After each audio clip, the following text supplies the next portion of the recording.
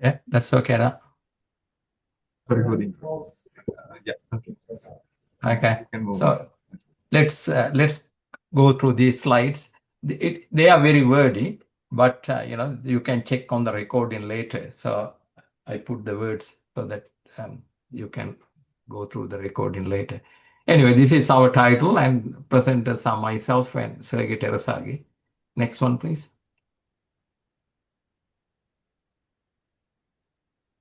Okay, I will be talking on the dam break, and after that, Sergey will talk about the landslides and slopes. Next one, please. As I always say, this is a glimpse into dam break and consequent assessment. If you really want to go to learn this, it will take you at least. I took nearly 20 years. Probably you might be able to learn it in 2-3 years if you are smart. So I think why this seminar was required is that a lot of people contact me one-on-one, including IESL people like Dr. Kamal Laksiri, asking various diabolical questions on the various aspects because of the recent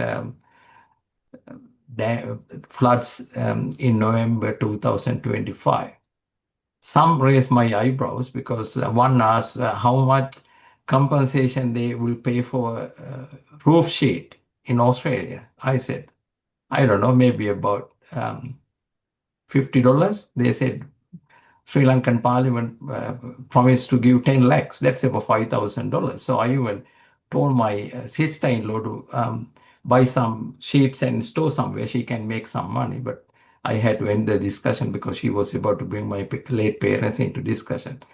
Anyway, so what I am presenting here, maybe you already know. So as I said, probably you may think, you guys are the best in the world, or apitamai on that that's fine. So let's go through one by one.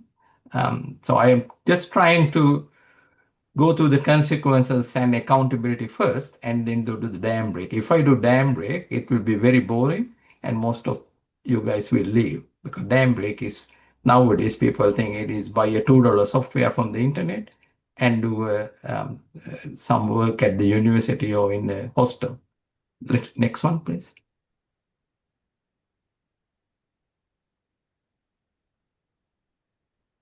So many may not know what is a breach is. Breach is basically a dam breaks resulting in an unregulated flow. What I put is a simple exercise where the water level goes above the crest of the dam and it starts eroding, what we call back erode. And the result is dam will discharge a unregulated, high intensity, unsteady flow that can kill many people. And this can happen not only when the dam is being overtopped, but sometimes on a sunny day. That's a defect in the dam. One good example for you guys is a Kanthala in 1987. It's a what called internal erosion piping. Overtopping, I think I might be wrong. I heard in the recent flood somewhere in Trincomalee, Kenya, a levee overtop and flooded the downstream people. So this is what a breach is. Basically, the dam breaks. Next one, please. When the dam fails, reaction can be deadly. I just want to put this in perspective. There is no need to have a dam safety law. The law is, since the humans were created on the planet, you can't kill another person or injure. That's the bottom line. That's a common law. So if people say, oh, we don't have a dam safety law or guidelines, is it just finding some excuses? In this dam in Hungary, only 1 or 2 meter high, containing bauxite, is a tailings dam, failed, killed 10 people and burned many. And as I said, it's only 1 gigaliter. I think in your words, 1 million cubic meters. I go by gigaliters. And if you look at 1 gigaliter, Kotmale, I think I got from the internet 175 gigaliters. Then Samanalawa, 280 gigaliters. Samanalawa has been in discussion about 2 years ago, I did a webinar too. I don't think anything has happened since. So these are very, very serious breaches if they fail. They are killing machines. Dam breakaway was in this case 1 to 2 meter high. So if rule of thumb is a 60-meter high dam fails, probably a few kilometers downstream, you can have a 25-meter high wave. 25-meter high wave is 10-story building. I don't know what is a 10-story building in Colombo, probably Bank of Ceylon building. Now, villagers got angry and they want to catch the directors and give their own punishment. I asked a friend who is in Czech Republic, what's the punishment? They said probably they will dip them into the bauxite waste as well. So what the police did, they put them in the jail without even producing it before court. When I asked why, because they don't, that's the safest place for the directors. That's the same thing with owners. And in 2019, all were jailed for negligence, lack of duty of care. So if you own a dam, it's very similar to you own a machine gun. You can't just fire it everywhere. So this says what is accountability and the lack of duty of care. Next one, please. Next one. Yeah, some figures may not be correct. This is a Kantali incident in 1987. Some I could remember, I was overseas looking at the TV. They say it's a terrorist attack. No, it's an internal erosion. In 2010, I was passed by this dam and there were some people laying a pipeline. I asked them what happened. They said, sir, they did a pump station with driven piles and next day it breaches. As I said, probably it has been designed properly by the irrigation department or the whoever, River Development Authority at that time with filters provided, but they are not designed to be vibrated by driven piles. As I said, pile driving is a high intensity with very high frequency acceleration. Probably what happened is the soil between the barrels, sluice barrel, and the joint between the sluice barrel and the soil created a piping. So it killed 100 and I think 37 people. Since then, have we people learned lesson? My take is no. So if, as I said at the bottom, if you haven't designed a dam, don't mess around with them. There are very old dams, heavy trucks.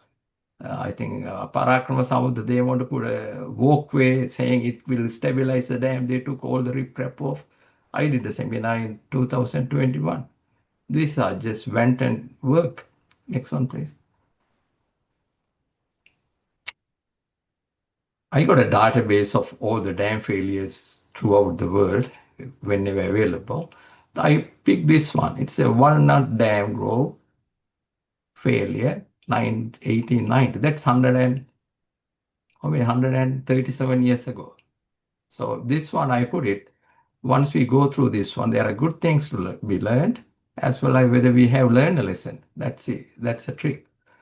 It was built in 1987, 35-meter high. I don't know, in comparison, what's the dam in Sri Lanka? It's a rockfill dam. It's basically rockfill on both sides with the clay core in the middle. It's a very robust dam, but it needs to be treated with dignity or respect.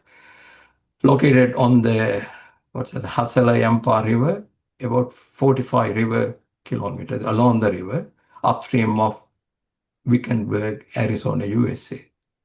Storage volume, 75 gigaliters, or 75 million cubic meters. Probably your Kotmala is 175. So, Samanala 230.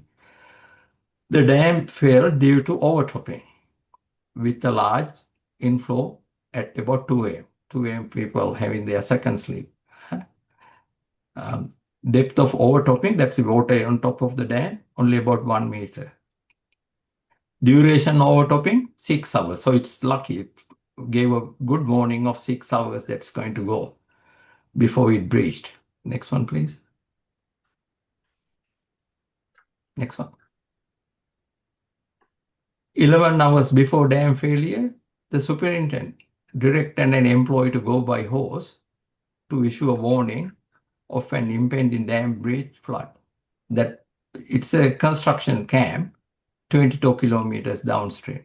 So major town is 45. These people are having a construction camp 22 kilometers. Horse rider had difficulty because the roads were flooded. So it's when you look at emergency planning, you have to make sure that the people can go on the roads. Otherwise, no point having emergency planning because people can't go. They get trapped. Allegedly, the guy, so he can't go with the horse, so he got drunk as well on the way. Next one, please. He never reached the campsite, so he couldn't make it. Although 11-hour warning given by the superintendent. Construction site crew was sleeping, and nearly all died. So basically, zero warning time. No mobile phones those days. Nothing.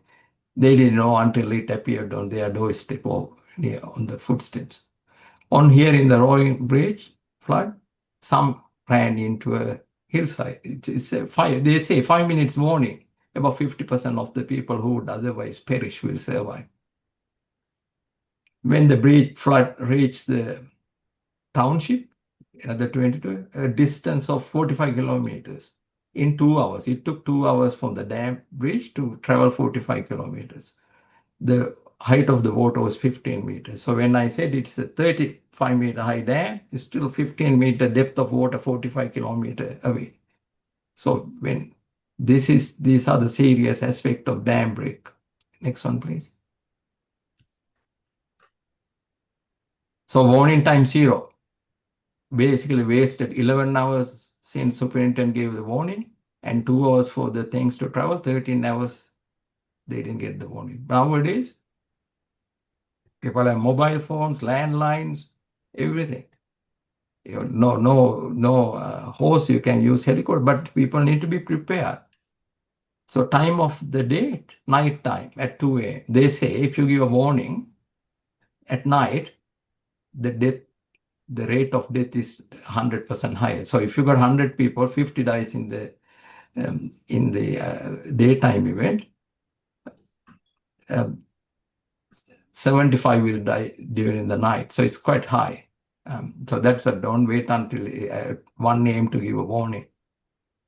Even you don't, if you're driving somewhere, you try to go daytime, not at night. Driving at night has more accidents. So why wait at night to give a warning? Fatalities 70 to 100. Fatal rate, this is given a population, if something happened, how many percentage will die? Here basically 95 to 98% died. So if you got a dam in Sri Lanka, 6-7 kilometers upstream of a town, no warning times, most of those on the floodway will die. That's the reality. Bridge formation time, how long it took to form the bridge, probably about 30 minutes.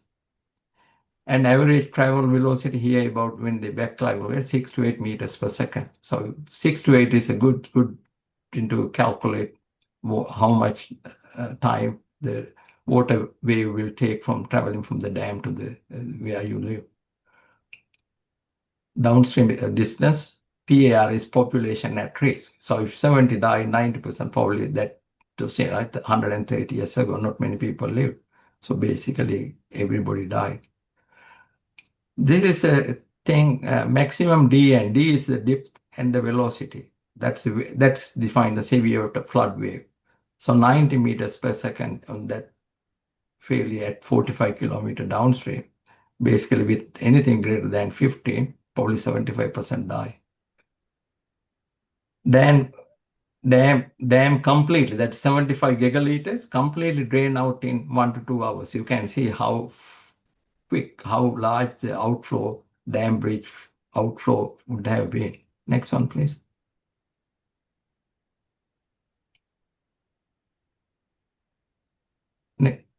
Next one. Yeah. Let's look at that example and see the modern world. Happened nearly 130 years ago. That time, no mobiles, not even medical x-rays, MRIs, nothing. And supervisor knew exactly what is going on. 5 hours before it overtops, he sent a guy, just go and tell the people. Nowadays, you don't you look through the window and send what's called um, with a chonpan siren. Chonpan is in Sri Lanka. Context is a guy, bread delivery guy, had a little siren. He press it. Even sometimes I miss it while sleeping on holiday, sleeping at home in the room. I miss that guy. So how can people downstream on a dam knows that siren? In that case, depth of water was 15 meters at 45 kilometers down when the height of the dam is only 35. So it's just, it didn't get attenuated. It just keep on going. At this point, velocity was around 6 meters per second. So it's, little attenuation. So last one, don't get drunk when you're on the job. If you want to get drunk, like just do like the highway on the way back home after work. Anyway, next one, please. Next one.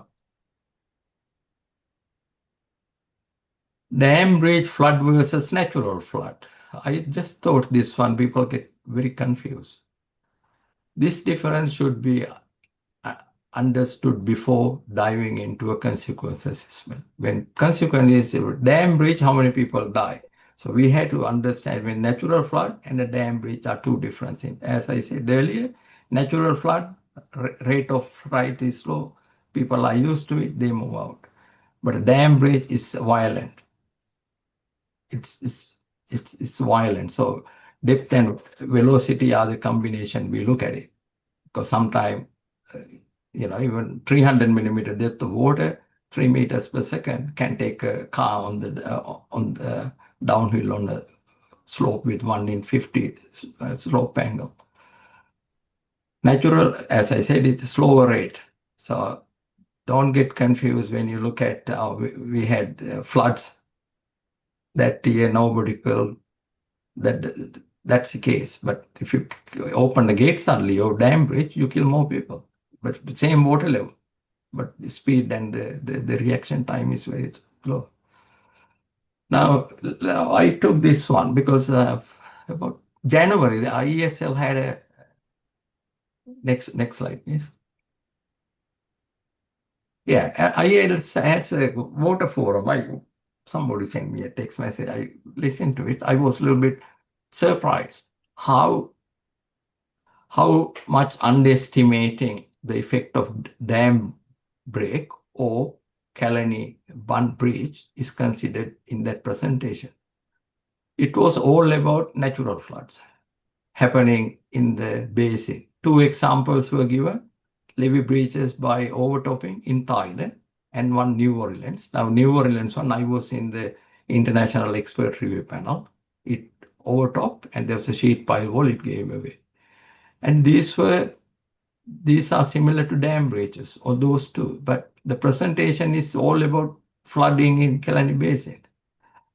And not a single word was mentioned about Kalani levee breach or management by the owner.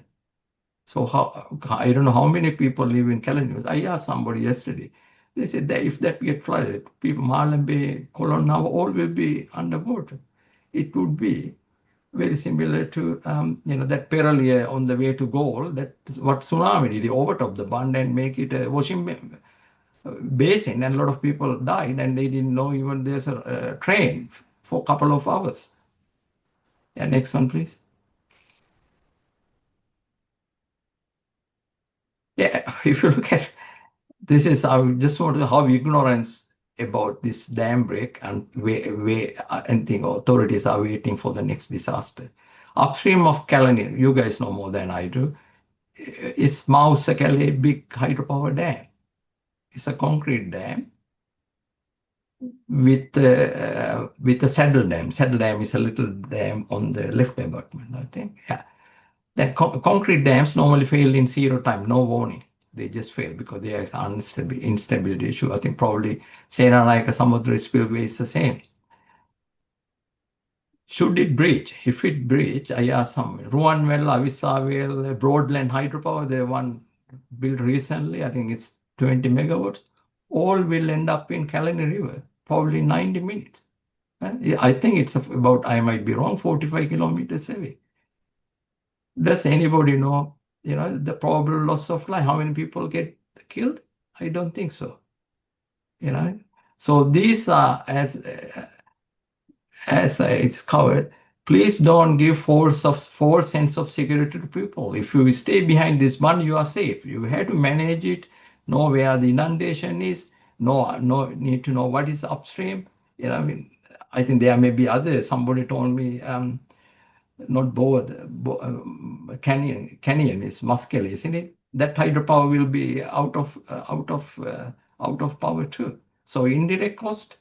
People need power to recover from the disaster. Where are those?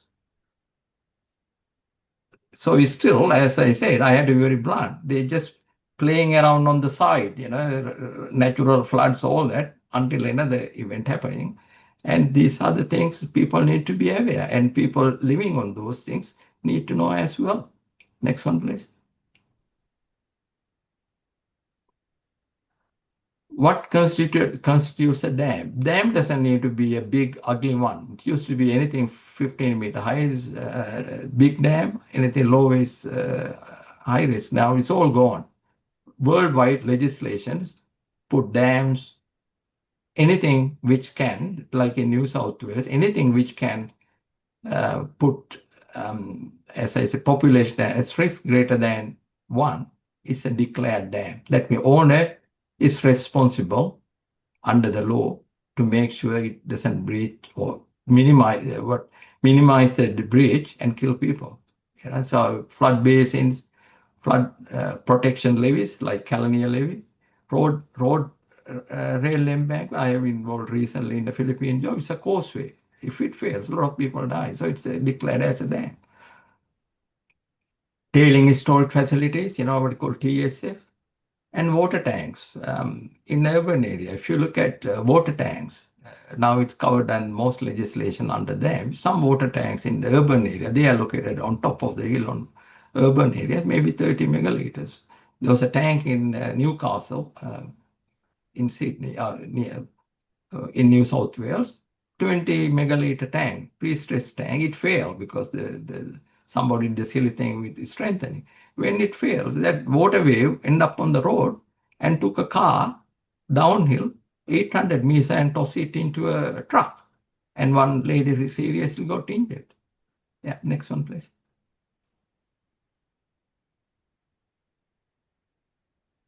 What is a dam break analysis? This is, that's what I came around to unsettle many people, and then we just talk about the dam break analysis. Basically, to identify how the dam breach, flood, will travel should it breach with respect to depth, velocity, and travel time. So that's a must. If you're making a dam safety emergency plans, you need to know them. No point having them in a file or somebody's cabinet or home. It should be displayed. Now, if in Sri Lanka, if they really want to do dam safety, they should be available to any public. They know where it is. No need to hide it. That's what it is. Keen to identify consequences. That's it. Should it fail, for example, property damage, how many people will get injured, all that. We need to do the dam breaks, or a lot of lives, not lives. Property damage and emergency planning. I think emergency planning is not you do something on a A4 sheet and put in a file. It should be large scale, and they need to be updated. If you like, Sri Lanka normally Gram Sevaka, we visit in Mount Lemon, that lady works only 2 days a week, and some days she on a sick leave as well. So how do you implement emergency planning and evacuation routes? As I said, that guy on the horse ride, he couldn't go to the site because the roads were flooded. So that's called, in most jurisdictions, dam safety emergency plan is a legal document. It's illegal. It's a state emergency. If that is not available, owners are liable in New South Australia for prosecution. You had to assume that every dam fails. No need to say, oh, our dams are great. We got factor of safety 20. You had to assume, should it fail, or what would happen? So factor of safety is irrelevant. How well designed, how many degrees the guy who designed had is really low. You have to assume it fails, and we need to estimate what the consequences are.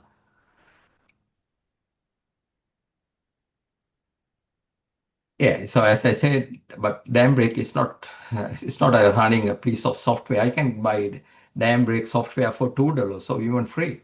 So it's not, dam break is not running a hydraulic model. Next one, please.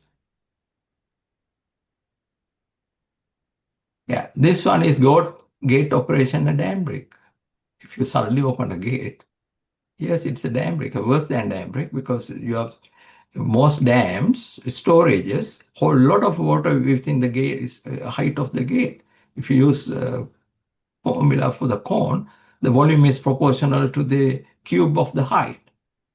So you can see the gate sometimes hold 8-meter high gate may hold more water than the storage down. So opening that one is not like you do as a hobby.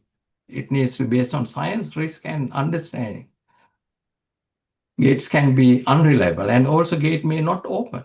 Now, when they test a gate, they test it normally when it is dry. But here in a flood, you are opening a gate when full flow is coming, thundering. The operator's family is looking for him. So all these things, if a gate get jammed, you know, bad luck with the dam. What do you call? It's a disaster. What do you call in Sinhala? Badu banis.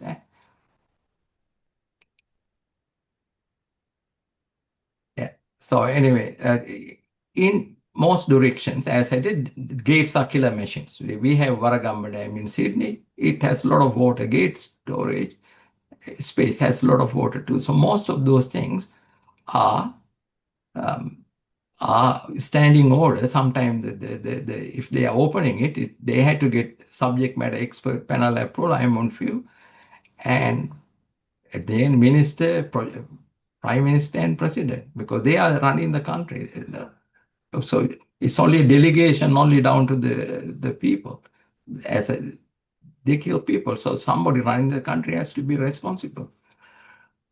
So wanton, as I said, wanton rapid opening can kill many people. If a downstream is 5 to 6 downstream, we will arrive at no time, no warning. So if you're at night, it should not happen. And you can see the different natural floods. Not many people get killed. For example, I'm in a technical review panel we finished about 3 months ago. Very similar. It's about 2020. We had a flood. Discharge was 1,400 cubic meters per second. I think I read somewhere Kotmale 1,800 flood. We did the model. Hardly anybody died. But if we do the same flow with a dam break, a lot of would die. So you can clearly see if gate operation people died. It's not a natural flood. It's a bad operation. Next one, please. And also gate operations can be triggered erroneously. So most of things, auto mode, need to have 2 to 3 independent trigger mechanism. Otherwise, if you open the gate by mistake, auto, it's not good news. So some dam, I know a dam here, you got 3 independent triggering mechanism to make sure that, sometimes wave action, wrong electronics won't open the gate suddenly. Yeah, I don't have to say they are killer machines. So adequate warning, more than a regular DBA, is essential, because when you do a dam break on a flood, people know it's raining, dam is getting full. But if you suddenly open a gate, it's a bad news. For example, 1 QMX, I just put to a mechanical engineer, so non-civil. 1 QMX is equal to 1,000 kilogram coming and hitting you every second. So how much power it has? It's enormous power. So if you got 1,800 QMX, even I can't calculate that number. What is that going to be? 1 million kilogram coming and hit you every second. You won't be surviving a minute. Remember Walnut Dam in USA in 1890, as I said. The operator knew exactly 6 hours prior what is he doing. He didn't look to the window or looking at the BBC news. Next one, please. Next one. Inflow prediction is very important. Like here we use ROB model. It's a mathematical model, and you need to calibrate it. Calibrate by reliable network, rain and stream gauges. So if you have on a dam, if you don't have rain and stream gauges, you are basically have a serious lack of duty of care. It's like running a car without the manual or checking the brakes. Nowadays, real-time inflows can be predicted mathematically and read on your mobile phone. I used to get messages on even piezometers on the mobile phone, real time, to the nearest second. It's like cricket score. And as I said, but it's more serious than looking in the BBC or looking through the window. You can overtop the dam and breach it, creating a dam breach. As I said, if no experience, don't go and operate gates, because if you don't operate the gate got jammed. Say 3 gates working, 1 gate jammed, you may overtop the dam and it will kill hundreds. So it's not something graduate running it as a training exercise. There's a lot of factors need to be looked at. Risk. I can't kill a father and go and tell people I'll give I'll give money for the funeral. It doesn't work that way. Next one, please. Next one. Yeah. As I said, dam break is another input. One is risk assessment. Worldwide, even the guys, lawyers, judges, the one with the big wigs, they look at when something happened, loss of life. Has the engineer taken enough care, as low as reasonably practical, to avoid that death? You can't just say, I look at the manual, it says this one, I did something, open the gate. Sorry, I killed. No, it doesn't work that way. So you had to take measures to minimize loss of life. So I did a presentation in 2021. It is all got the risk assessment. It's a lengthy process. So I suggest you guys, I think it's somebody told me this in the IESL website. So I said the risk is consequence time probability.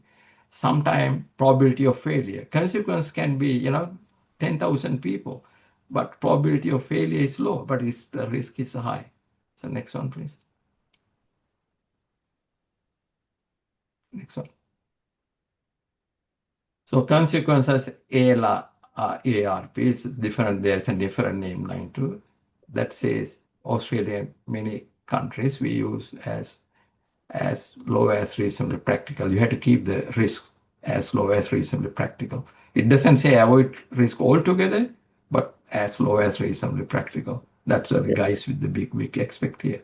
So there are 2 components into the probability of failure, F, and the probable loss of life, how many people will die. So there's a chart, and you had next one, please. I just put this one to give a perspective why dam break is important and how it is covered by the common law, which this ALARP doesn't offer dam safety, any other things, LNG tanks, nuclear plants, roads, bridges, everything. That's what is coming from the common law. So this is a FN curve. Y-axis you have the probability of failure, and axis you have the people, how many people will die. There's a curve, you can't see. You have to stay down 2 orders of magnitude. Next one, please.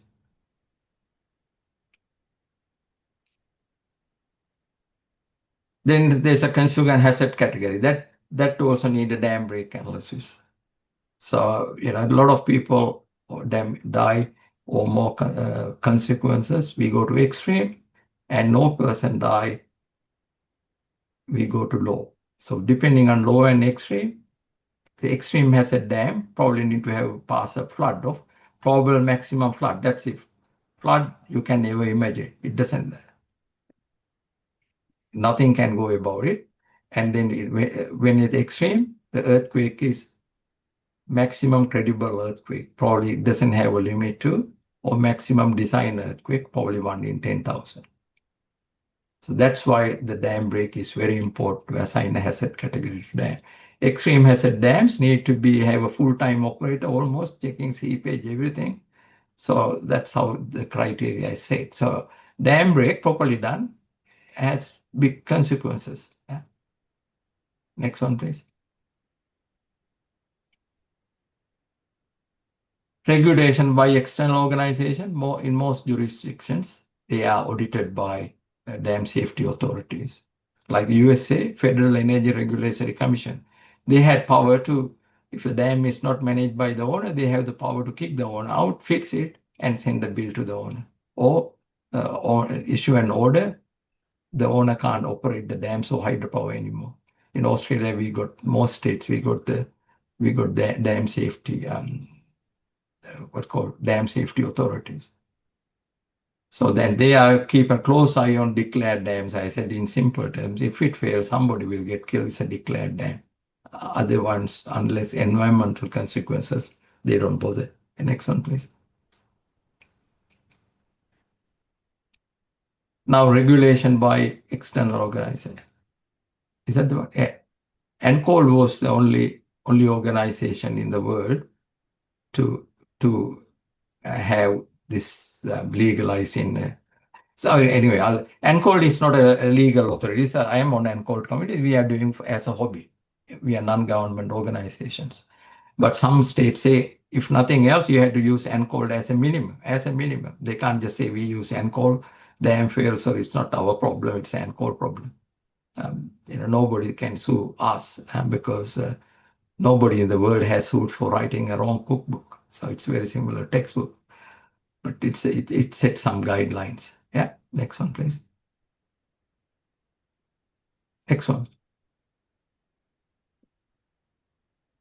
Yeah, anyway, these are, as I said, ENCOL hazard categories with the table. I think last 2021, I presented this slide as well. You can see population at risk, less than 1,000 extreme low. So that's the table we use normally. So when you look at population at risk, that is when the dam breaks, you calculate the population at risk by assuming they didn't run. So evacuation time, warning time is irrelevant because they are unreliable. I said some people do the Chunpang siren and open the gates. So in PAR, popular as defined by depth of water in Australia greater than 0.3, New Zealand 0.15. I don't know what they must be brave. And Philippines 0.5. Some people say we don't want this one. If you get food, get wet, that should be a population at risk. Next one, please. Dam break analysis. Now, as I said, by a dam break analysis, PAR is defined by a dam break analysis. So that's what it is required. Warning time is ignored. So stay put, just calculate how many people will be in that flood bed. Now, dam break tool software, there are various software. There's a US Department of Ecology. They say drive by the car, use the rule, dam height is 10 meter, depth of water is 5 meter. Look at count the number of houses, and they say that's a PAR. Or software such as Boss Dam Break, Mike 21, T-Flow, they are expensive. HECRAS 2, I think HECRAS 2 is freely available. So the dam break will give, when you do the analysis, it goes hydrographs. As I said, the breach produces very large hydrograph, probably 30 to 40,000 cubic meters per second. It's a big flow, and it travels along the river. It attenuates, and if there are the other flows from other rivers, it amplifies too. It gives depth, velocity, and the travel time.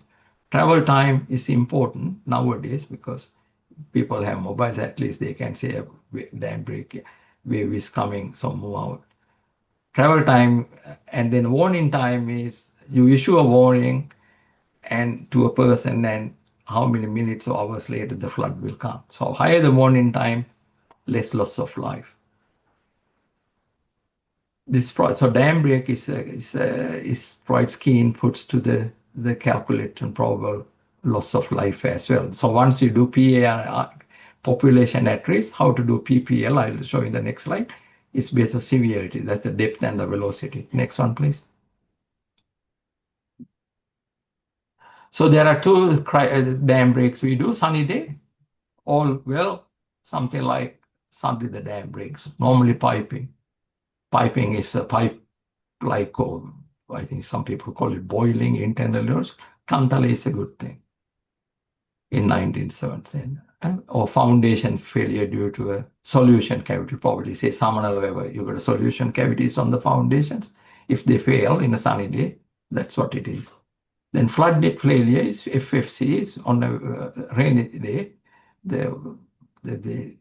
Probably you don't have where the dam is doesn't have rain, upstream rain. Yes, water come, that will overtop and fail the dam. That's called Walnut Dam. Good example in 1890. So two criteria, sunny day and flood failure. I have seen some Sri Lankan dam break, they are not up to scratch. Simply, they just produce a chart. So time to wake up. If these seminars I do are useful, time to wake up. No point blaming somebody else. If you want a dam, you are responsible. Then flood, but dam law is very reasonable too. It's democratic, but it says when you flood failure, we look at the incremental PAR. That is, without the dam break, that's a natural flood, versus natural flood with dam break, and we take the difference. That's what we call the increment. Yeah, next one. Yes. Next one.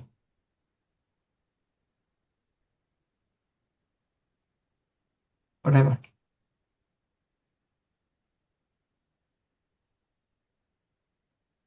Okay, cascading failure. I thought cascading failure too I need to say, because I think many schemes in Sri Lanka like Mahaveli are on a cascading failure. There are a lot of dams upstream on the chain. So when you do a dam, don't think it is my dam and I don't know what the upstream guys are doing. Or I don't care what the downstream guys are doing. Kalani Basin is a great example. If you got Mahusagale, no point talking about Kalani Basin natural floods. It's not going to kill. It will breach, kill, as well as another dam coming. I think Mahusagale about 175 gigaliters. If you look at Walnut in 1890, that's a big flow coming through. So you can't keep one dam in isolation. You need to look at the whole dams in the series. For example, if you got two dams, you should consider upstream dam fails, but not the downstream dam. The problem is that one is the downstream dam spillway got suddenly a big flow. It's like opening a gate that can kill people. Because they only rely on what they can see, but they don't know the dam upstream has failed and it's bringing a flow which will go through the spillway. And then both upstream and dams fail at the same time. And then only the downstream dam fails.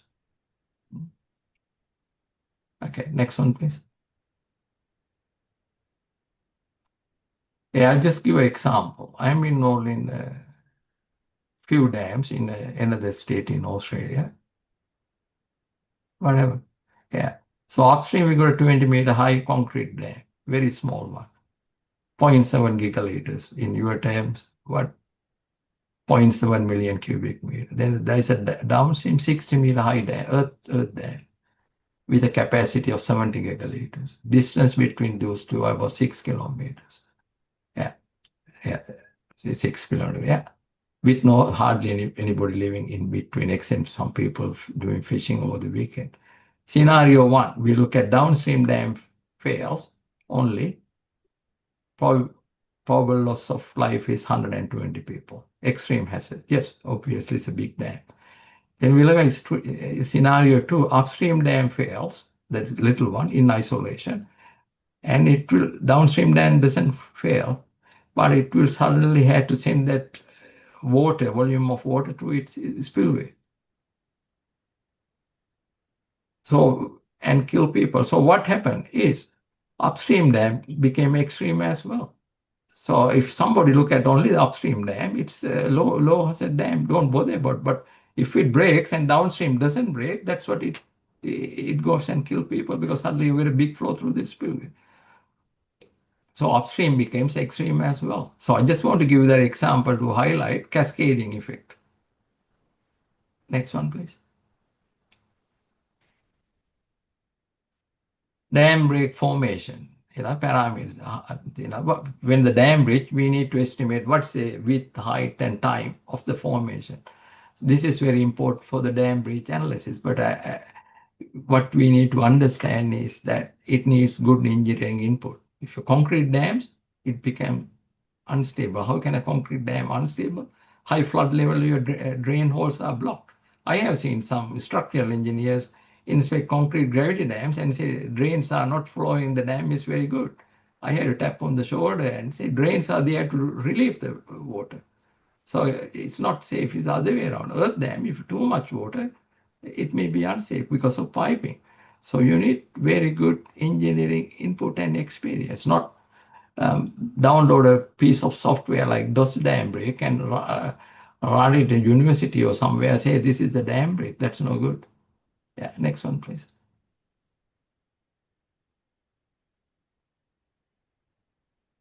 Yeah, so as I said, breach formula. I just put a snapshot.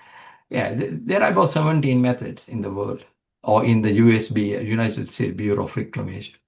And if you use them cursorily, you can get 17 answers and you pick up any answer you like. So if you want to be nice to your owner, say dam break is not serious. So this I just want to make. So you need to have run few things, get experience, and you have to have a geologist next to you. It's a concrete dam geologist, and then only do dam break. I use normally the last one, fully thick.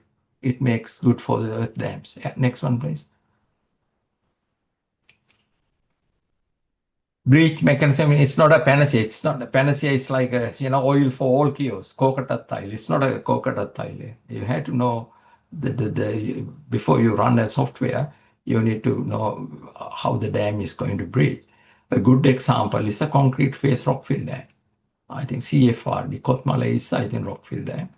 They are very robust. They are very strong, but their strength and the integrity depends on how good the concrete line upstream is. If it is no good, it's good internal erosion piping. The slab, so if internal erosion to happen, the slab should fail structurally first. So you got a pipe forming within the dam downstream to upstream, and it needs to punch through the slab too. That will be a lot of worn in time.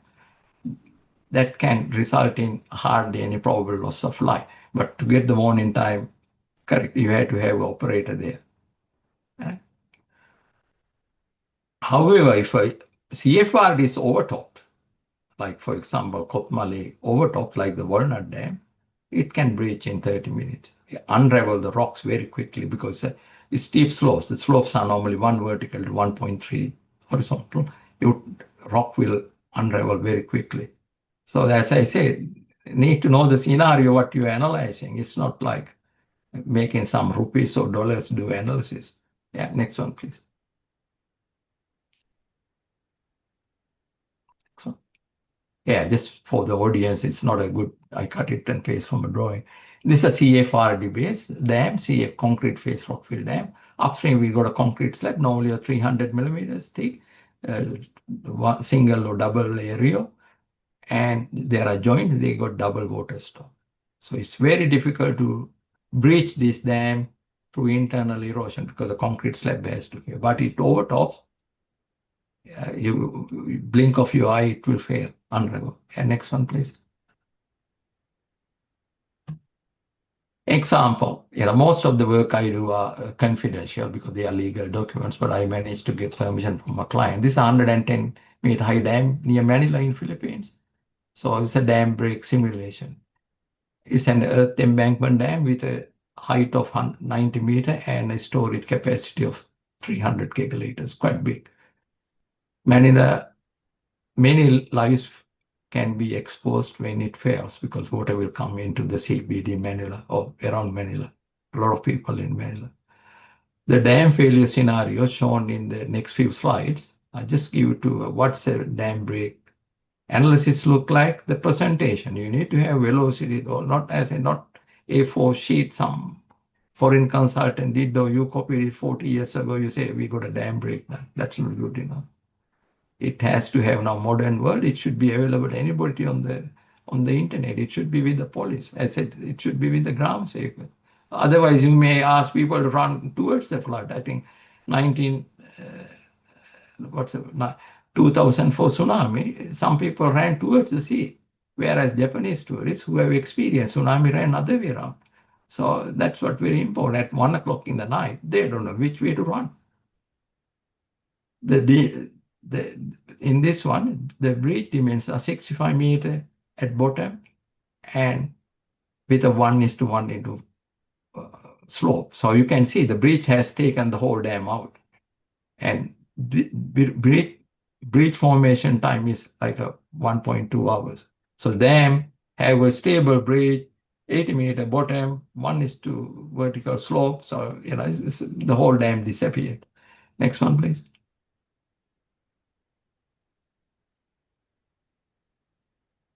These are the hydrographs. I said when the dam breaks, there's a big flow coming out of the dam. So in this case, it is 37,000 cubic meters per second.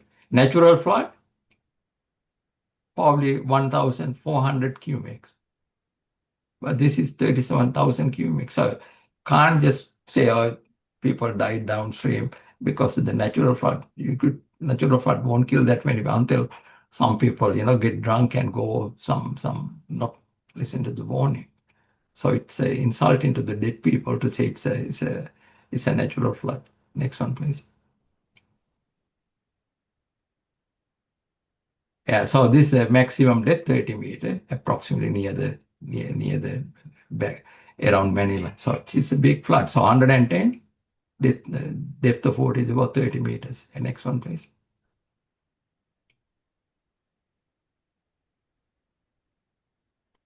Yeah, so these are those with 1 hour of flood wave travel time. I expect to higher severity depth time. I think this is about 110. So these are the plots where you can see somebody on a low severity, they can save. But people in red color, probably the percentage of death is so no warning time, 98%. Yeah? You don't imagine what the probable loss of life in numbers are. Next one, please. Yeah, as I said earlier, these are the rates we use. Once you do the probable dam break, these are the formulas or rates we are used to calculate the probable loss of life.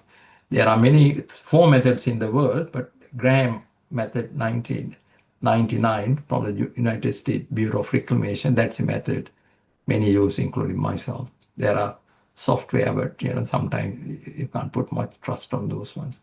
So you can see D upon V, depth versus velocity greater than 15, 75% of the people exposed to that one will die. Yeah. For each zone, we had to calculate the PLL. So it's not one number, you had to zones and calculate it.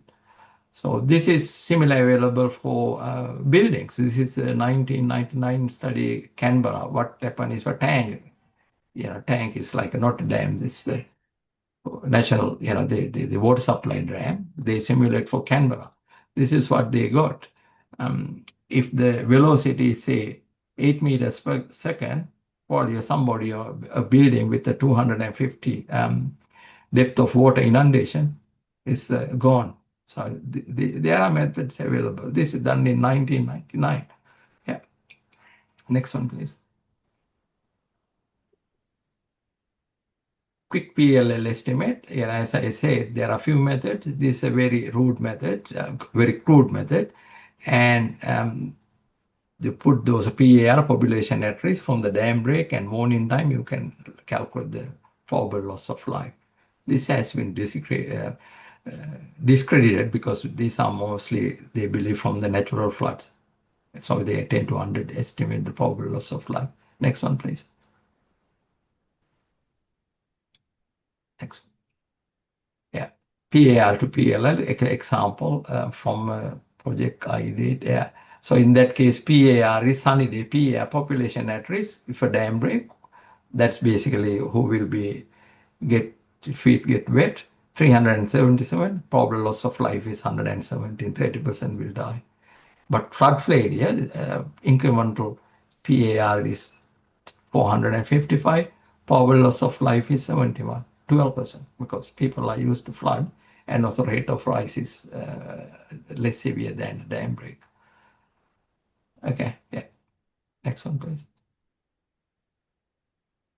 Conclusions. I think if you own a dam, you should undertake a dam break analysis and consequence assessment. It is an obligation under common safety laws. Don't have to have a dam safety law. It's a common law. You can't kill people. Simple as that.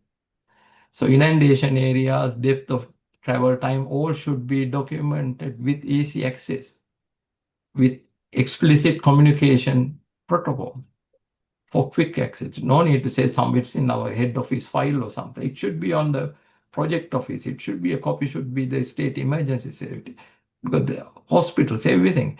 And as I said, that the horse rider couldn't go because the roads are flooded. No point in having this one without you make sure that 10,000 cars can't go in the road. Probably school time now without a flood.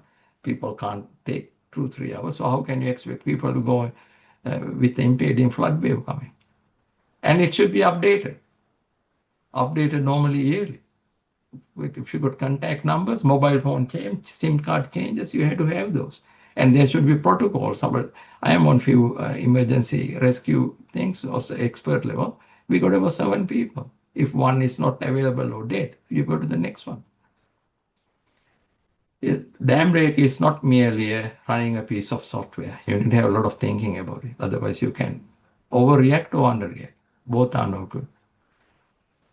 Dam engineers with a strong analytical skills, experience, and pragmatism should be allowed to operate dam gates. They are killer machines, as I said. It's similar to breaking a dam break, but you did purposely. Flood wave is a killer machine. I use a killer machine few times because that is killing machine. 1 cubic is 1,000 kilogram coming at you every second. Anyway, that's the end of my presentation. Probably Sergey can start now. Thank you very much, Dr. Jantar. And then we will move to our second session by Engineer Sergey. I will share the slides.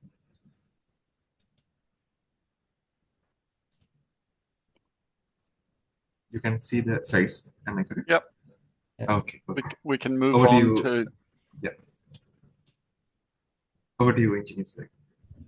Yeah, well, we can move on to the next slide, please. So, look, I'm going to talk about landslides. I know you're all very familiar with landslides, but I think, what I find is people often don't think about landslides in the right way and ignore critical aspects of the landslides. If we can have the next slide, please. So, I'm going to talk briefly about the types of failure, the mechanisms that you can encounter, why that's important, some of the things that aren't reflected in some of the failures and mechanisms. We'll have a look at characteristics of each major failure type and give a few examples. I'll talk briefly about the types of analyses that we can do. Particularly focusing on ones that are more relevant for natural landslides, just simply because they tend to get overlooked and people go overboard with the analyses, as Neha has already pointed out. No, I'm not. You want to have the appropriate on the institution reaction, not under and not over. So if we could have the next slide, please. And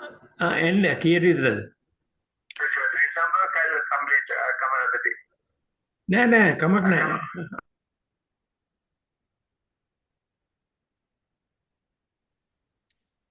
So just breaking down into some of the failures and mechanisms, we've got translational slides. That's your infinite slope analysis. It may be a debris flow, it may be a creep. Thing about them is they're very long and comparatively shallow compared to the length. We've got a rotational, they can be drained, undrained. There may actually be a bearing capacity failure, could be compound. One of the things about rotational failures, they're almost always associated with man-made works, unlike translational.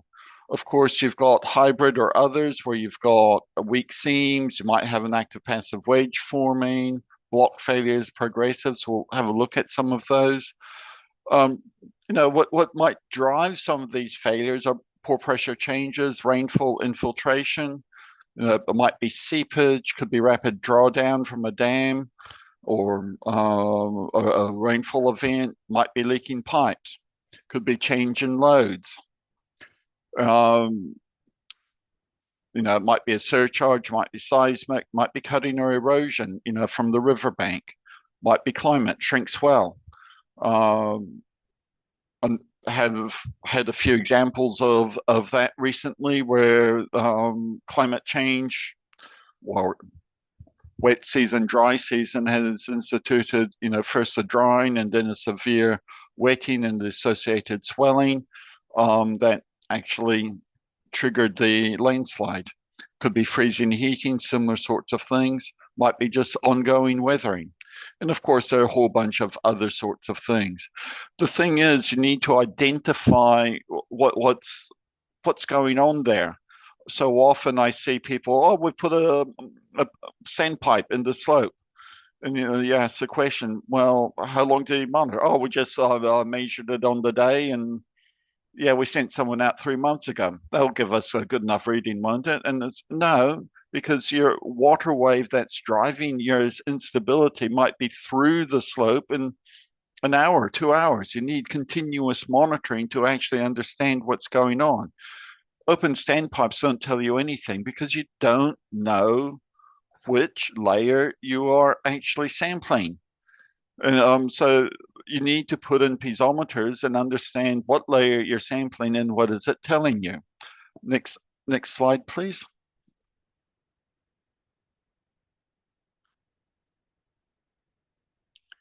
And, just to really emphasize it, tend to be natural slopes. You can see where surface saturation has generated a translational slide. It's also would be classified as a debris flow. It's also been exposed to many years of creep. You can tell that by the little terracets in the unfailed area. And, it can be driven by changes in climate or your seasonal variations. You can have some viscous flow, and we'll be looking at that in a minute. And your debris flows, well, Nihal talked about, your dams. You might have a little stream dam that bursts and generates a massive debris flow. And they can be very, very devastating, even though they're comparatively very small. Next slide. The rotational slides. I've just given that one as a classic one. People, oh yeah, we've got this big problem here. Problem is they haven't understood what the mechanisms are and analyze it incorrectly. Just backing up what Nihal said, that particular slide was claimed, we don't understand why it failed. It has a factor of safety of 3, yet it failed.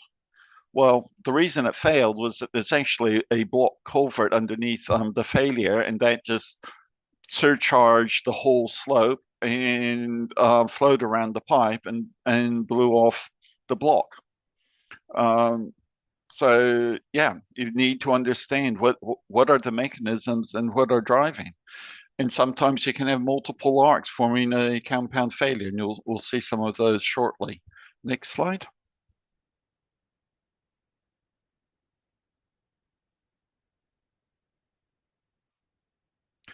We can have hybrids, so it could be multiple mechanisms. And here's a list and then showing some of them. There's a problem with all of them. you can't use standard software. Yeah, people say, oh yeah, we'll just go and buy Slope W or Slide and we're fine. Well, no, you're not fine because they only analyze very particular mechanisms, and we'll talk about that a little bit more. It's non-standard analyses that you have to do, and you need to have all of those tools in your toolbox. And there can be very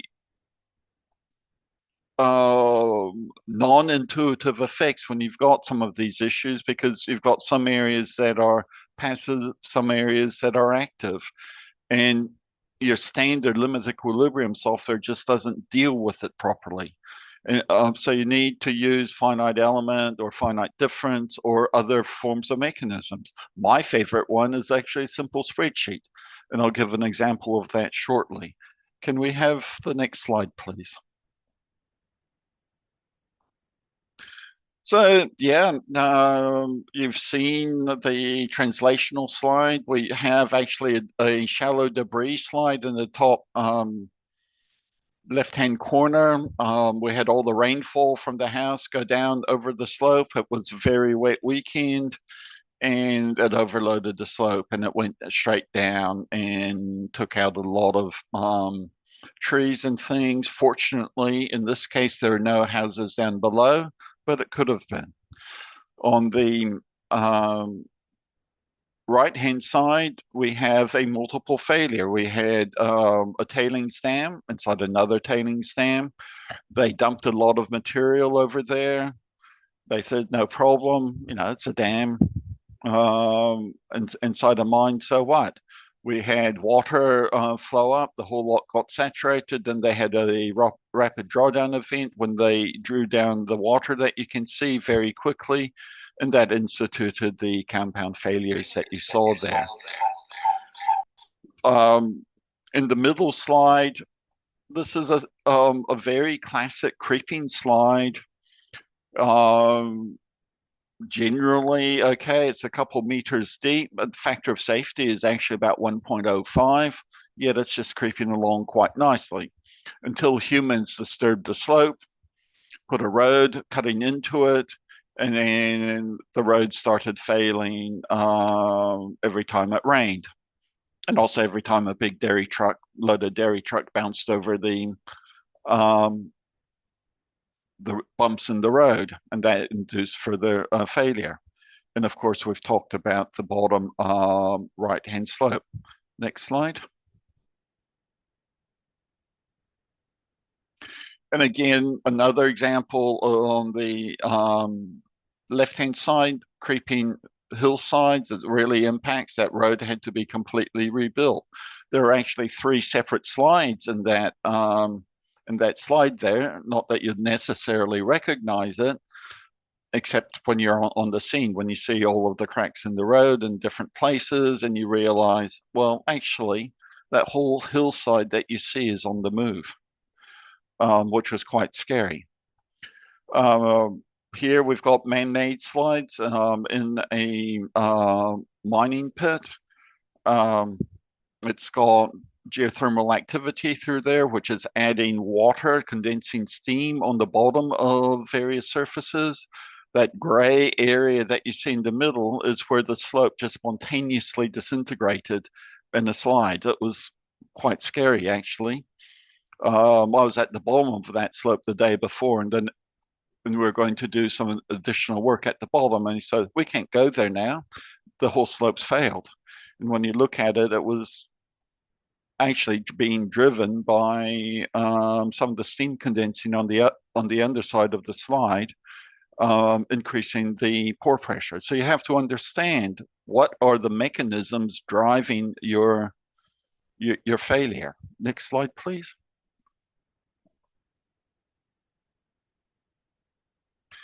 So this is the road in Vanuatu. They just had a big earthquake. The road itself was mostly fine, but you can see all the seismically induced failures, both above and below the road. Of course, the stability of the road wasn't helped because half the road was cut into the hillside. The other half of the road was pushed out over the embankment. Everyone said, oh, that was too unstable for 40 years. There's, oh, we need to convert this 1-lane road into a 2-lane road.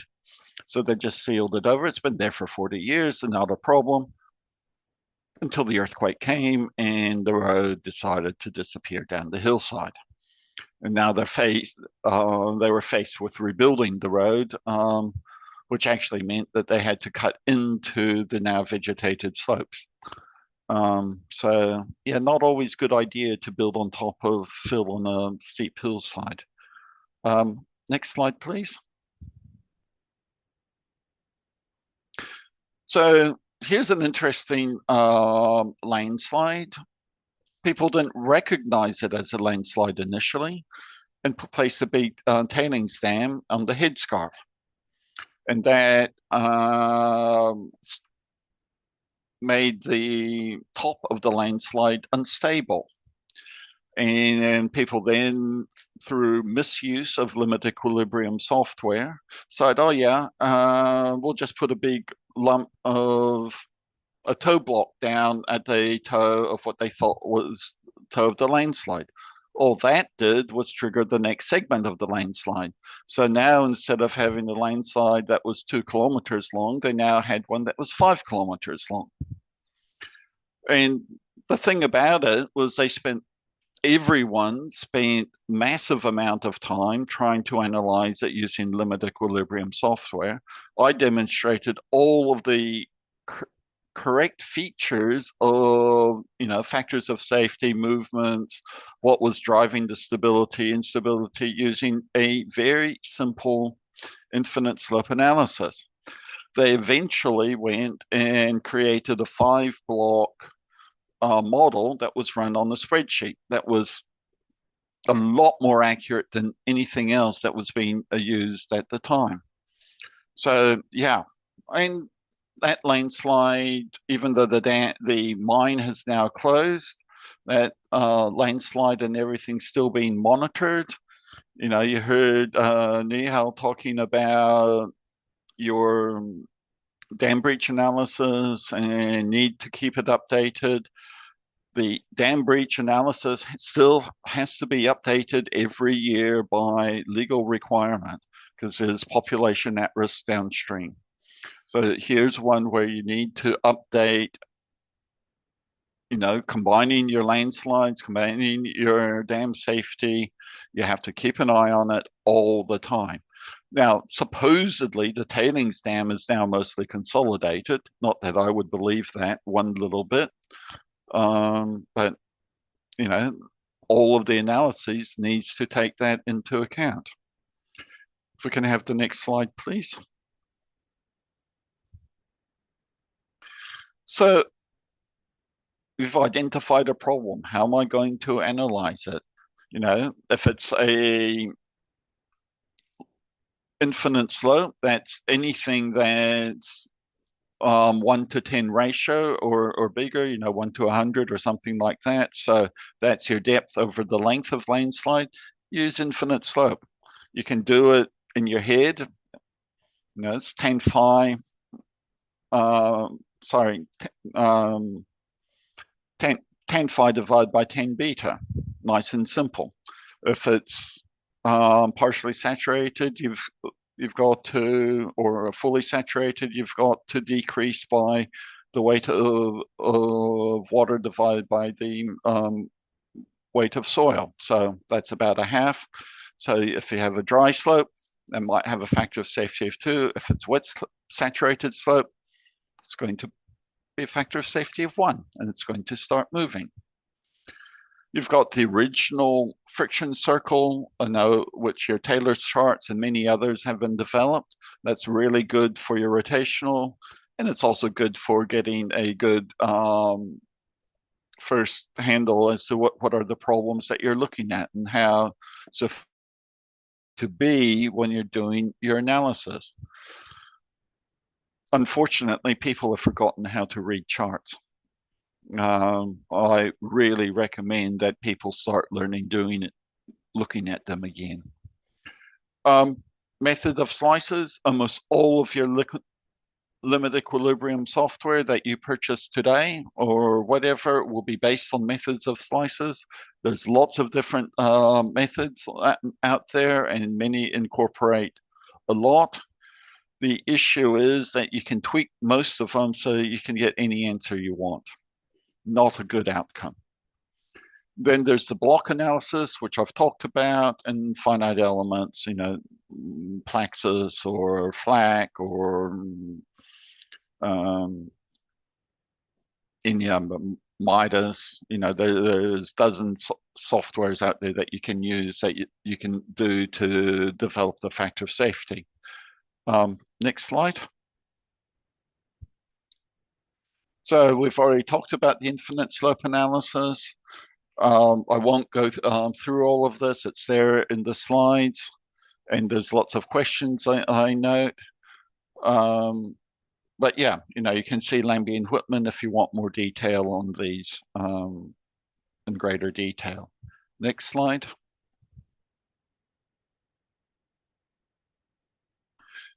Method of slices. You break the slide up into a number of slices, and then you sum up all the forces acting on each slice and all the loads acting on each slice, and come up with a estimation of factor of safety.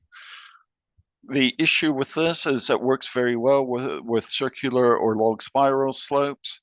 It works very poorly with long infinite slopes. Next slide.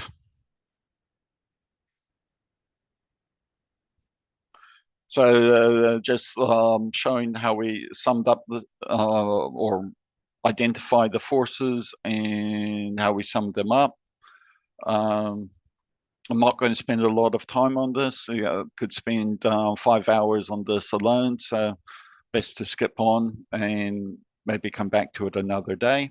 Next slide, please. And just for completeness, I've put in the general equations. Next slide.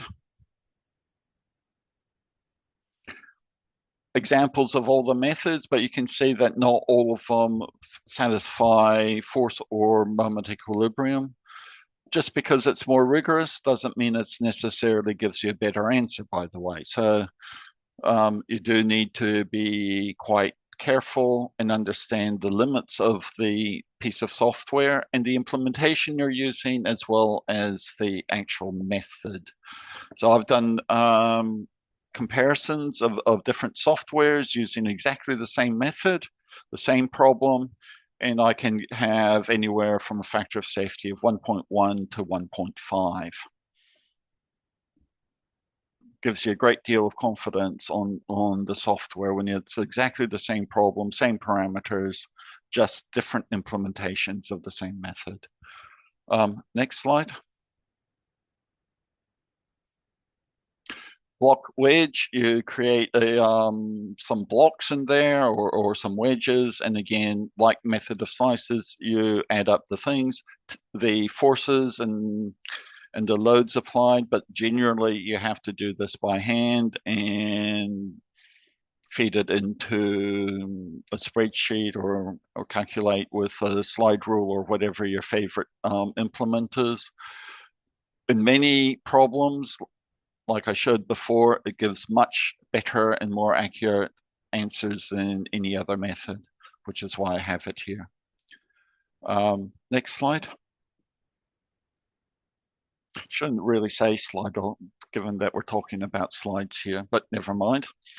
Finite element, this, that's what you get when you're using FLAC or Plaxis or similar. And basically what you have a routine that reduces your strength until you get failure. It is actually pretty much the same as your limit equilibrium. It's doing the same thing, just in a different way.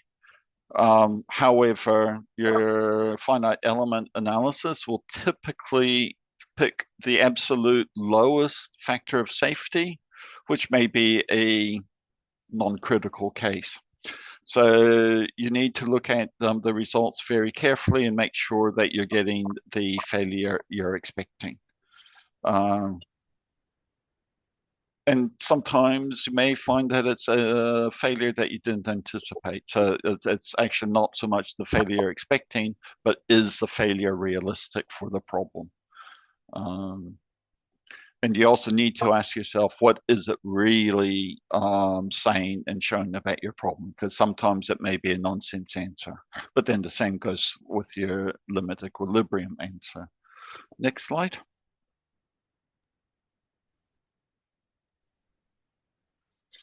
And, what's the appropriate method? Well, that depends on the case. That some of the mechanisms, some of the slides I've seen, really stands out that, hey, a limit equilibrium is better. Others, it's a block. Very often a hand calc is actually the best way to do it, especially if it's a natural slope. Charts often give you the correct ballpark, the Hook-Bray or Taylor's or anything else. And, in many cases, you can do that in a few minutes, and that's enough to get you going on trying to work out what you're going to do, rather than spend hours or days on trying to get a computer analysis together that people might still argue about when you want to get an answer. So next slide. Please check your work. There's nothing worse than someone going through using a single method and gives you an answer and you find out that they've made a basic fundamental mistake. It's depressing. Over my entire career, the number of times we find stupid mistakes that if someone had just done some basic checking, used multiple methods, they would have saved everyone a lot of time and a lot of embarrassment. And don't assume that, like a limit equilibrium, a C-phi analysis is actually, or a C-phi based analysis is going to give you the correct answer. There's been so many problems where the basic problem is it's not strength. The soil just isn't stiff enough to take the load. It's going to creep. It's going to move. And that then flows through the entire problem. And then the limit equilibrium will give you nonsense answers. So will the Plaxis or finite element, finite difference. If you just say it's a strength-based problem, you have to look at the entire problem and understand what's going on. And if you're dealing with a progressive failure, you need to do the analysis very, very differently. Because they're not going to give you appropriate answers. Any software, you need to interpret the problems and understand what is the material characteristics, the material behavior that you are looking at. And at all times, groundwater must be accounted for. No, that doesn't mean putting in a phreatic, and no, that doesn't mean doing steady state. If it's rainfall, you've got to do the infiltration, you've got to look at the groundwater, the transient flow through the ground. Otherwise, you won't get the right answers. And then some of those creeping landslides were very good examples. They only moved when you had the groundwater flowing through after a rain event. 2 weeks after the rain event, the groundwater is locked in place by suction and other things, and it's not moving, and the factor of safety is fine. But when you have the groundwater going through, it's very, very active. So you must take that into account. Next slide.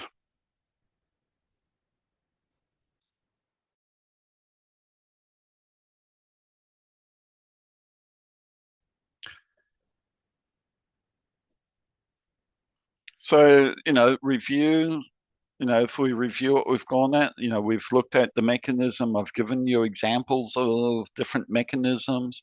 Consider the method. What method are you going to use that matches the mechanism, that's appropriate for the mechanism? or methods, I should say, and consider the outcome. What are you really trying to achieve with your analysis? Is it a mitigation of a potential slide? Is it the new works, greenfield works? Or has it failed and you're trying to look at how am I going to recover the situation? They're all situations I've been in, and each one has required different approaches. So you need to look at the mechanism and how you're going to look at it, and how does that dovetail as to what the outcome, what you need to achieve with your analysis and your design. Next slide.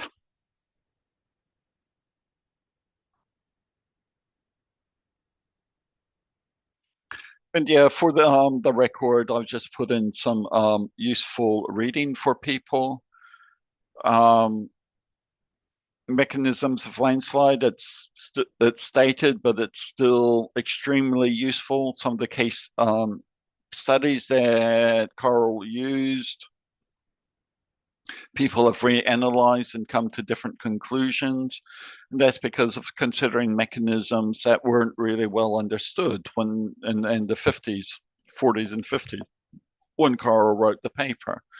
If that had been available, he might have come out with a very different conclusion than what he wrote.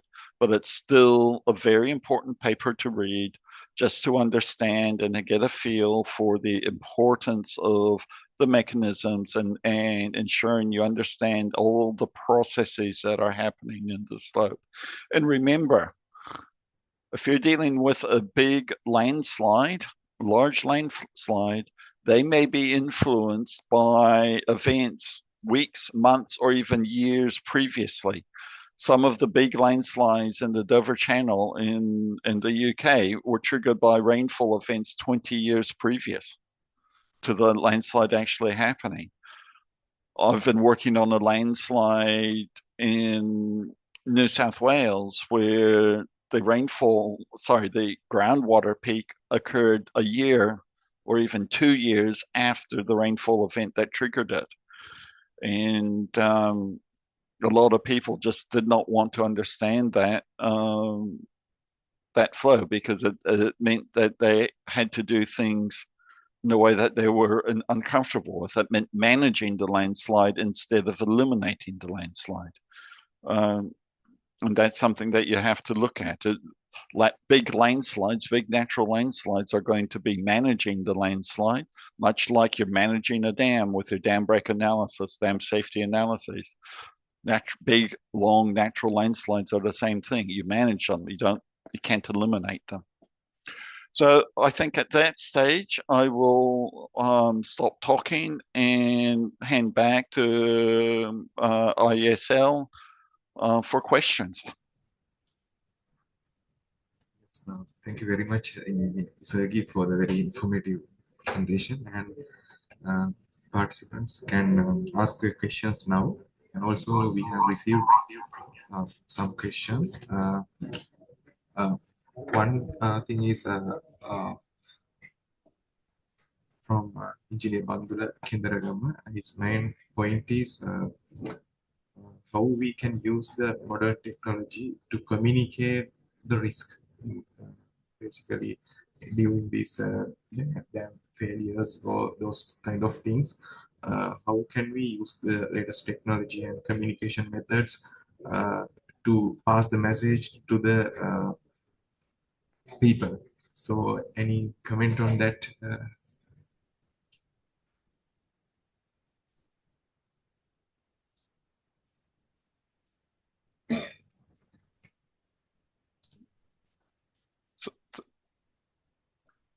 You're on mute, Nihal. Muted.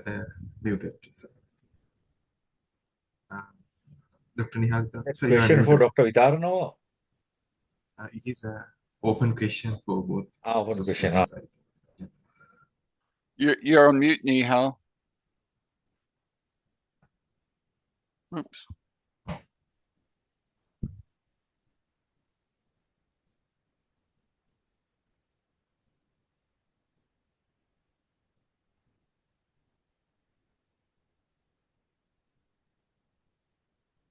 You're muted, Nihal.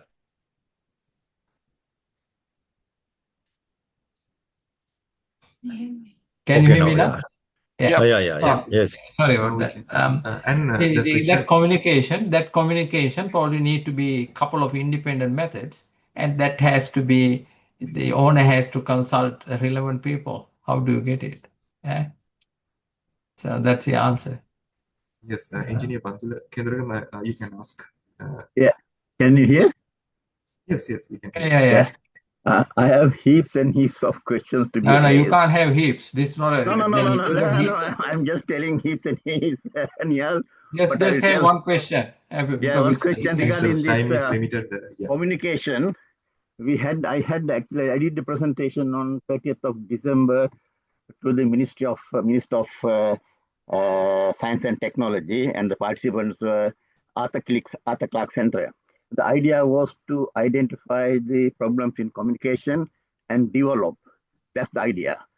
So I have proposed that instead of this Nihal's Tunpan siren, we should install these voice sirens. For instance, one voice siren at Kotmale Dam, and then one at Atabagi, and there may be two in Gampola, and then Veligalla, and Gelioya, Peradeni Hospital, Peradeni University, and the garden. And then the next one was why we don't use develop mobile application, mobile app.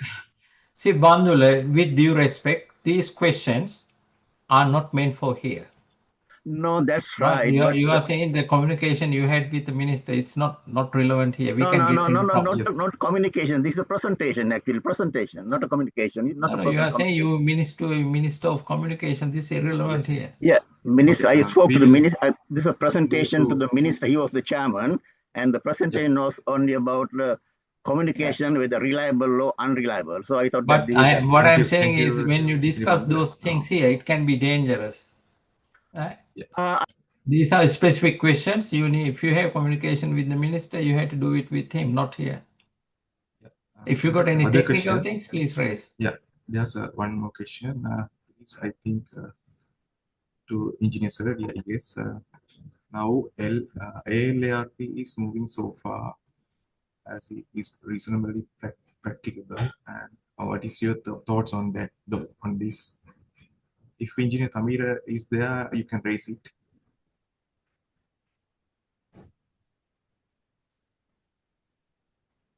What is the question, sir? Now, Is it for me? It's not clear, but now ALRP is moving so far as is reasonably practicable. He's referring to something. Yeah, so it basically say it's not something new. It's just as low as reasonably practical. Give an example. If you think your spillway gate needs calculation 3 bolts, each bolt is 1,000 rupees. And it fails. You put 2 calculated 1,000 rupees, as there are different methods of analyzing, you put 2, the judge will ask, why didn't you put another extra bolt? So $1,000, you would have saved 20 lives. So that's what the judge asks. That's what basically, as long as reasonably practicable. No point saying I use this standard or I use software. I use this standard sitting by some professors or practicing guy like me. We don't have anything in life to do. We're out of manual. You design it, 2 bolts, it failed, killed 2 people. Judge will ask, put you on the deck and said, why did you put another bolt? So you have to, that's what reasonably practical. Judge doesn't ask you to spend 100 million rupees or things to save 2 lives. Judge asks, why didn't you use $1,000? 1,000 rupees. Simple as that. So merely meeting what is in this standard will not get you out of the hook. That will get you into the jail in a place like Australia. Yeah. Is that answer? I just try to answer it in simple words. Yeah, thank you. And there was one question for Engineer Sergey regarding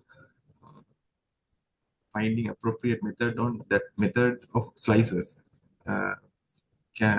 Is asked to elaborate it further.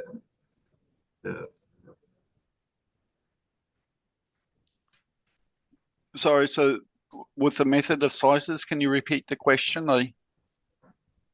He's asking Yes. for Morgan Stanley price. Yeah, so look, all of the methods of slices, like I showed before, have their strengths and weaknesses. You know, one of the things with the Morgan price is that you have to assume a force distribution that in between the slices, and that force distribution may be reasonable, or the default ones may be reasonable for one case, but may not be reasonable for another case. So you have to look at each one of those and ask yourself, are the assumptions reasonable for the case that you have at hand? And with the issue with Morgenstern and Price is that you have to input or decide on a force curve distribution in advance.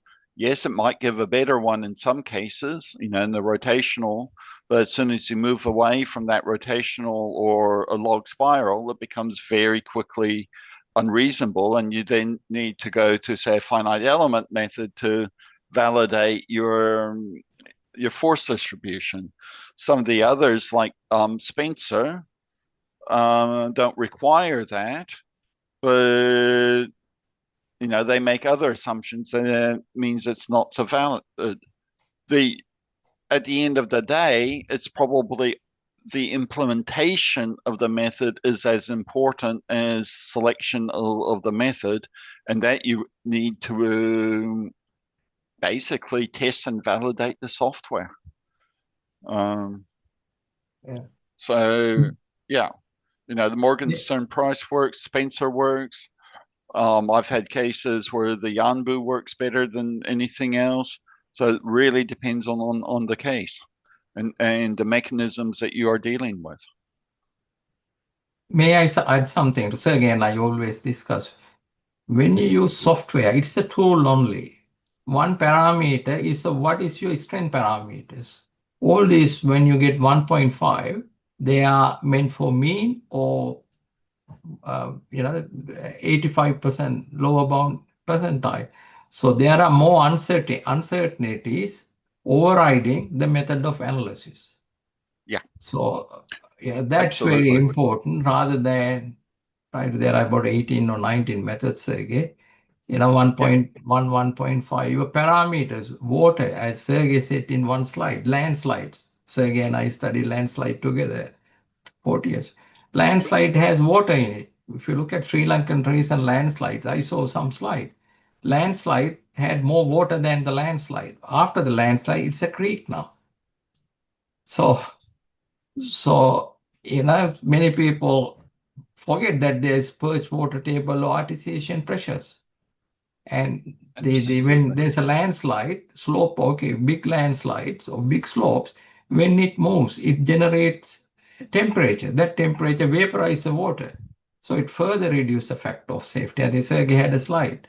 So just need to understand the basic things first before try to do a master's or PhD thesis on the method of analysis. Yeah. Any more questions?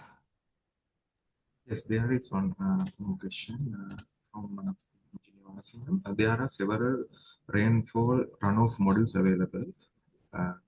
Q-flow model appears suitable for analysis closed structures. What do you think on the best model for analysis close to the structures? Through the structure, so is a catchment or the structure? Is it like a sluice barrel? Or water in the catchment? Is a surface runoff?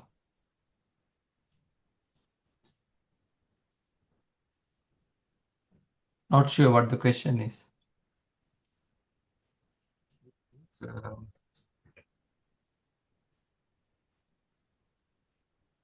Well, I think he's referring to analysis of runoff models which are closer to structures. Maybe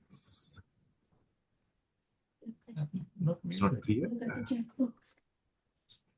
Engineer Manasin, if you are there, you can raise it or more elaborate it.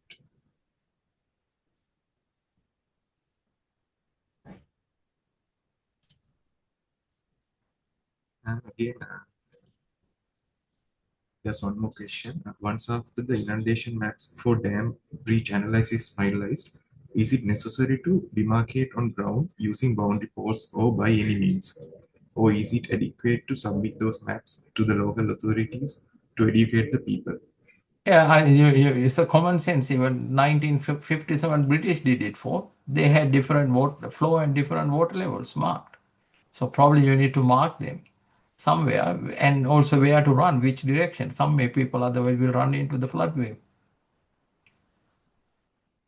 Both hard copy and hard on the ground and soft copy somewhere.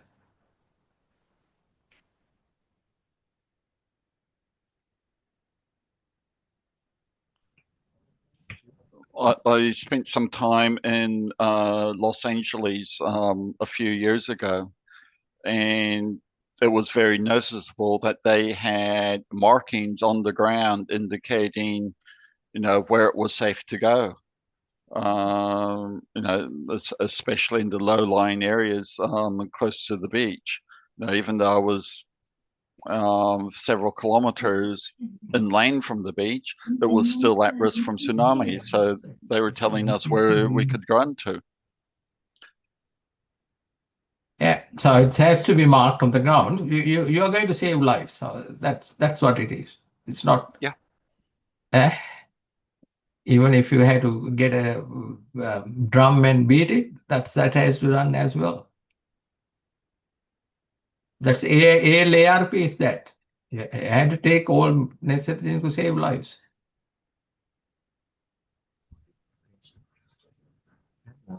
That previous question, Yeah.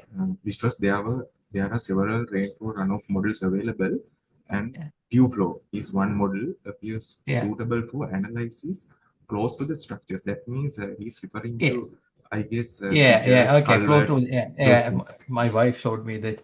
Yeah, so it's like a dew flow. Dew flow is a good program, but it takes a lot of time. It's a very run. So if you want to look at the flow through the pipes and other things, best thing is use the standard charts. If that is not computational fluid dynamics, CFD, because physical models take time. Tube flow is mainly for the dam break and other things. But if you want to go through the flow through the structures like spillway and other things, CFD or physical model or USBR charts. I always start with the chart.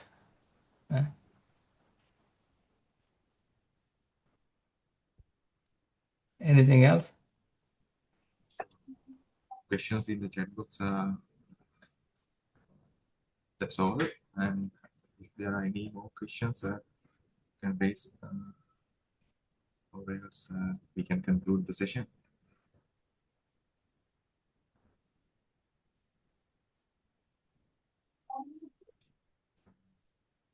Thank you very much, Engineer Dr. Niharika and Engineer Sergi. Yeah, I would like to invite Engineer Mrs. Kamala Gunwardana to do the vote of thanks on behalf of IES.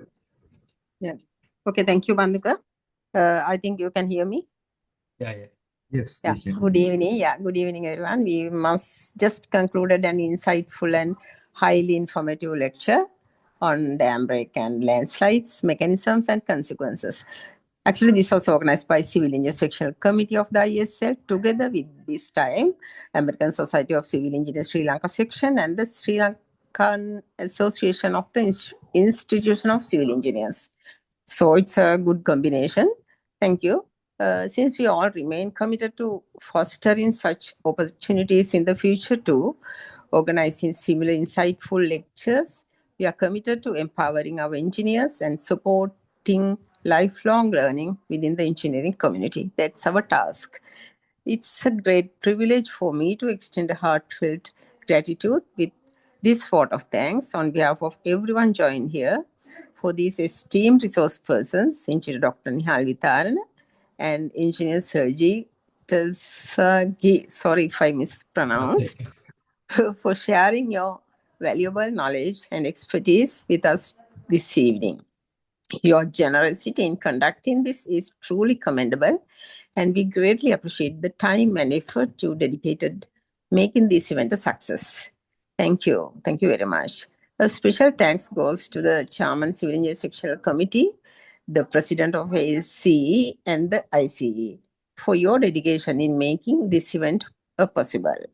Your guidance has been instrumental in ensuring that this lecture was both well structured and beneficial for all participants. I also extend thanks to members of all these committees for your input in bringing this event to life. Dear participants, these online participants, this is for you. Your enthusiasm and active engagement with online persons and interaction made this lecture a meaningful one. The secretariat staff, headed by the CEO, the publicity manager, and the technical support team. Thank you very much. Finally, Dr. Kamal Laksiri for introducing Dr. Nihal from some time back. Also, when I was the civil chair, I came to know you. And thank you, Banduga, for taking the responsibility of comparing. Once again, thank you, everyone. If I missed someone, and we look forward for more enriching sessions in the future, so pardon me for that. Have a great day and good evening. Good night. And Okay, thank you, Dr. guys. Laksiri, if you Thank sorry, you. if you want to add anything, yeah. Okay. And also, I have shared our WhatsApp group link. We are sharing our study materials and upcoming sessions in that group. So it was shared in the chat box. You can join there as well. Thank you very much. And thank you, Dr. Nihaldan and Engineer Sergi. Thanks, And guys. committees of American Society of Engineers and Sri Lanka chapter of Institute of Civil Engineers UK and Engineer Mrs. Kamala Gunardana for the vote of thanks. Yeah. Thank you. See you. See you. See you. See you. Thanks, Sergey. See you. Thank I'll you. talk to you Bye. tomorrow. Bye.